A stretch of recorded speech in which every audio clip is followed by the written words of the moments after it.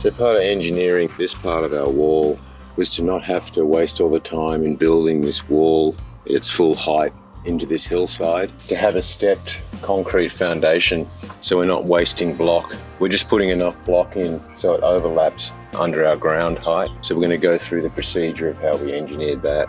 We need to expose the concrete foundation we poured earlier. So the underground part of this wall is all solid concrete. We fixed this with my small jackhammer, setting our cornerstone in the right height and do a dry layout to make sure our block's going to line up properly on this foundation. We pour concrete inside it without moving these blocks off their alignment. We continue to top it up. It's important to constantly be scraping the surfaces. Then we smooth everything off and let it set up for the next stage. And then I add a packer in the front of it to keep the profile consistent with the other stones.